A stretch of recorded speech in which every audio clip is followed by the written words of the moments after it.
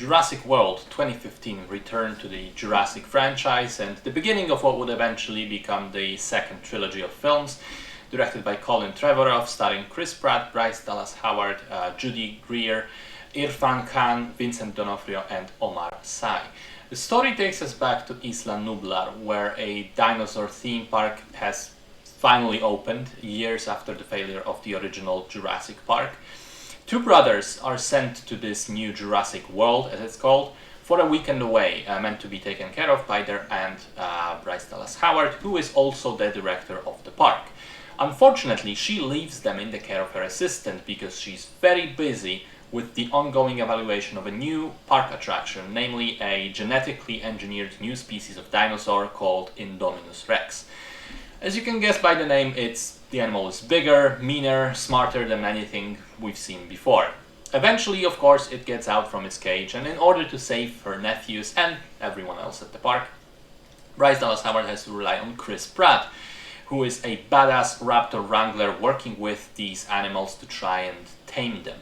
So, yeah, I wasn't expecting much, and I was neither overwhelmed nor underwhelmed with this movie. It's just very average throughout. I think it recycles some of what made the Jurassic Park movie great, while adding a couple of good things and a couple of bad.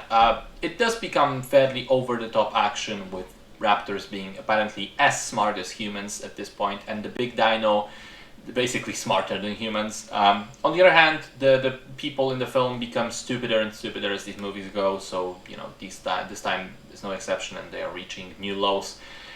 Chris Pratt is okay, but I think the less comedic the role, the less impressive he becomes in any given film. He really shines in stuff like Parks and Rec or Guardians of the Galaxy, but when he's left to play the straight-up serious action hero like here or The Tomorrow War, he's rather put it this way, his role could have been played by 10 other actors and nobody would notice the difference.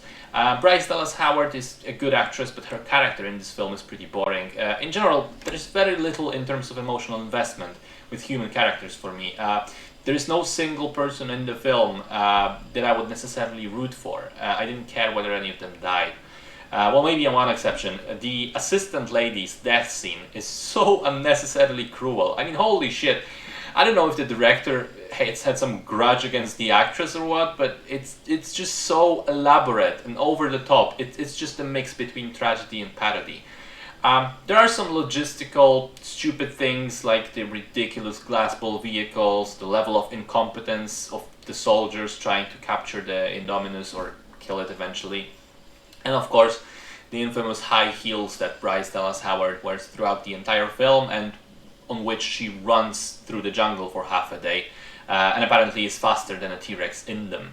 I've read that she underwent a special training just for running in heels, which shows how ridiculous that concept is. And the movie even makes a point of it by having a close-up of her feet as she's running away from the T-Rex. Why would you draw attention to this? What is this?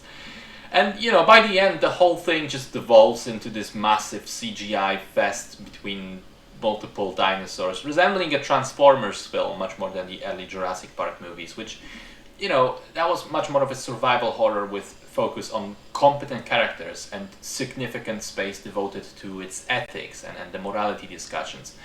This is just a popcorn film, a popcorn action film. It's not terrible, but it's also not great. I think there are better movies to watch, but again, it's not so egregiously bad that I'd hold it against it.